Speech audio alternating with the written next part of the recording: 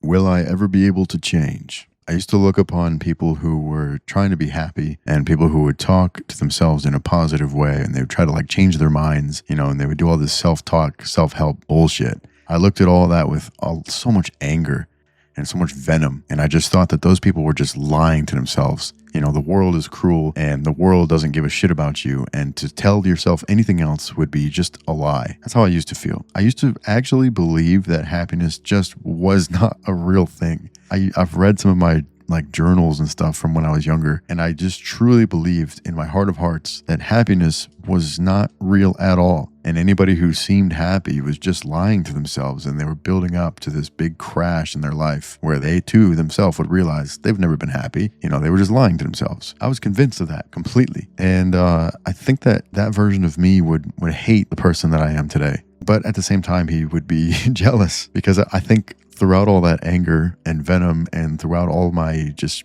disbelief and frustration at the same time, I think that I just really wanted to feel those things and see if they were real. That's why I was so mad about it, was because I couldn't. I was mad that I could not taste that elixir of life. I was like, I just didn't believe it. And now, modern day me, I'm not the happiest guy in the world, but I'm way happier than I was. And I've developed, I guess I've just developed more in general, but I've developed, a little more positivity and resilience and just more acceptance towards the world. And I think that younger me just couldn't comprehend that, and he would give anything to be able to feel how I'm able to feel now. I struggle with sometimes these thoughts of and I think younger me really would hate me, and I don't think that I would be able to convince my younger self that I really am happier. He would look at me the same way that he looked at everybody else who was happy, and he would think that I'm full of shit and that I'm just lying to myself. I don't know how I would handle that.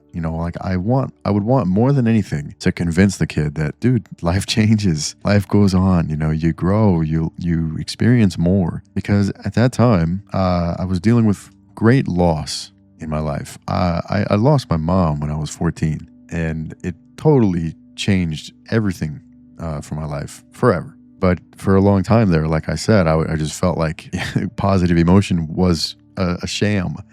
It literally just wasn't real. And everything that is good is just a timer until it turns bad again, which bad is the default, I thought, at least. I cannot express to you how hopeless everything seemed when you look at the world that way. And when I realize that, or when I go back to that place, it makes me feel like I don't know, it's like a battle of who's more convinced and who's more sure of themselves, younger me or modern me. And I think logically, more modern me is more sure of himself because I've experienced more things, including happiness. But then I still feel like I would have such a hard time convincing that kid that, dude, it really does get better. Because I remember people telling me that. And I remember, seeing on the internet, people saying, it gets better, life goes on, you experience more. And I looked at all that, you guys are all fucking lying. That's how I felt, is that everybody was lying. It's all fake, and you're all playing this stupid game, and you're all going to be miserable like me someday. I guess the thing that I wrestle with most is the fact that despite how sure I was, obviously I ended up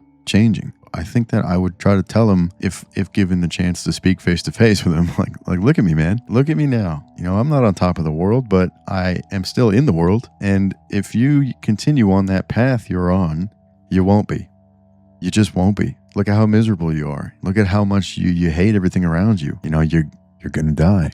And younger me was going to do that. I wrote a little note, and I drove out to an isolated place. I was there. I was ready, man. The way that I was living was bringing me to my own death. I remember this dream that I had where I woke up in my house. All was normal. And I went around and I was talking. I was just going about my morning routine. I saw my dad in the kitchen, and I saw my younger brother in my bedroom because we shared a room.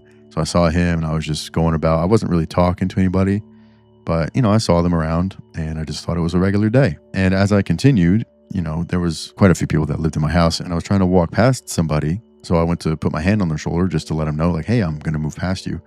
And my hand went right through them. And I was confused. I was a little shocked. I was like, what the f-? I can't touch anybody. I tried to put my hand on their shoulder, went right through them. And I tried to wave my hand in their face. They couldn't see me. And I passed through their body. I could not make any contact whatsoever. And I tried to run, and suddenly it felt like I was floating above the air a little bit.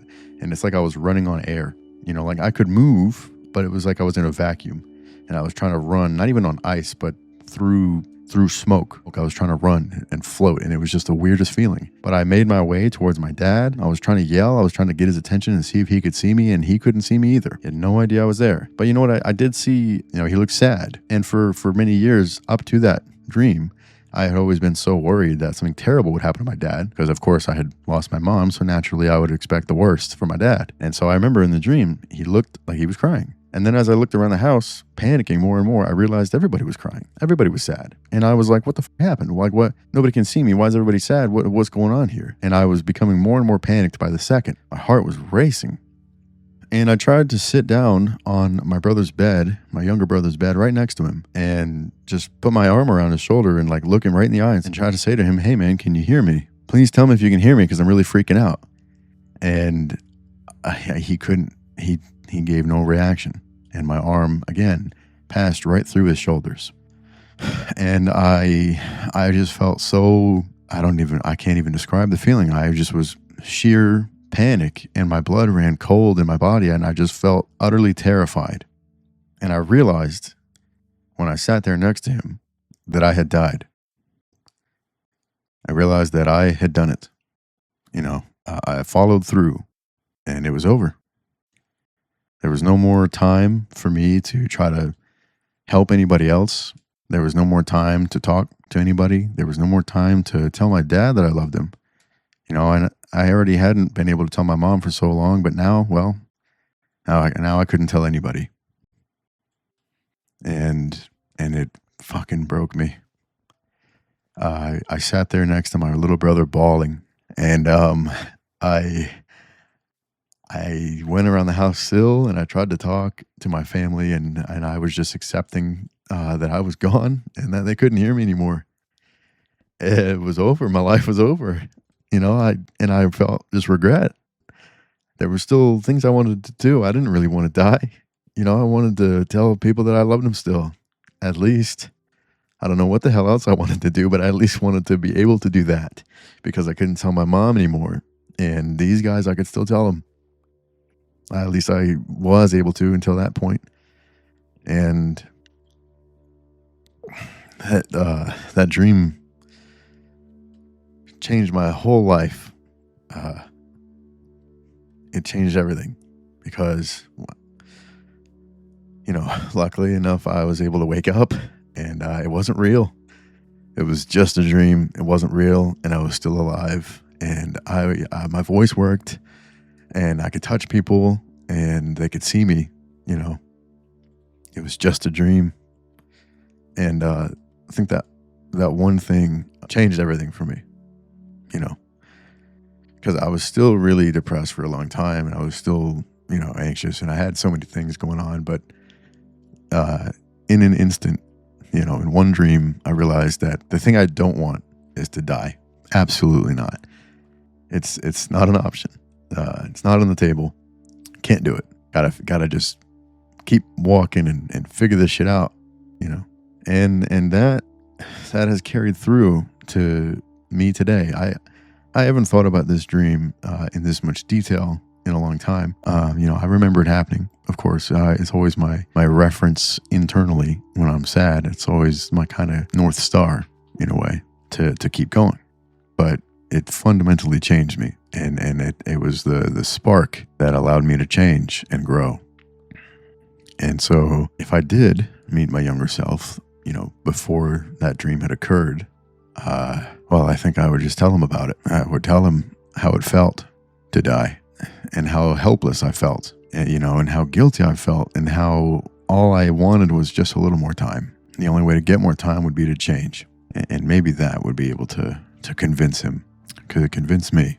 So I'm once again questioning why I would post this online, because obviously in this moment in real life, it's not online, but I do intend on posting it. And I'm wondering why. Why do I want to post it? I think that I just want an opportunity to speak to some people who are at the lowest of lows. I don't want to fill their head with nonsense. If you haven't experienced those feelings like that, you should consider them, because when you're gone, you're gone. There's no taking that back. And at least for me, can't promise change, but for me, my life did change and it was slow. And I wouldn't say my life is perfect now. It's far from perfect. Like, I hate my job. I wish I was financially free. I wish all these things, whatever. There's so much work left to do. But compared to me just 10 years ago, and yeah, 10 years ago, fuck me, man, I'm old. But compared to me 10 years ago, my life is totally flipped in the other direction. And, a lot of beautiful things happen. I met my niece just a few weeks ago. She's only a couple months old. I'm not able to talk to her, obviously, but it was such a terrifying experience to meet her. I was so scared because all I know is that babies are fragile. And I have a wonderful girlfriend, and we rent a little house together. We got cats, we got a dog. I have a good paying job. I hate my job, but you know what, man, I'm paying my bills. I've reconnected with a lot of my family, and my life has really changed so much in the last decade. But none of that would ever have happened if I had gone through with it. Posting this, I hope that it reaches people who might really need to hear it. I think this will be a tough watch for anybody who isn't in that mindset already. But if you are, and you made it this far, I really hope that you consider what I've said here, because it can all change. It just needs some time. Seriously. I don't know how to close this in a way that continues the emotion. I don't want to betray the emotion of the episode, but I just want you to be all right. So I'll see you later. I better see you later. Bye now.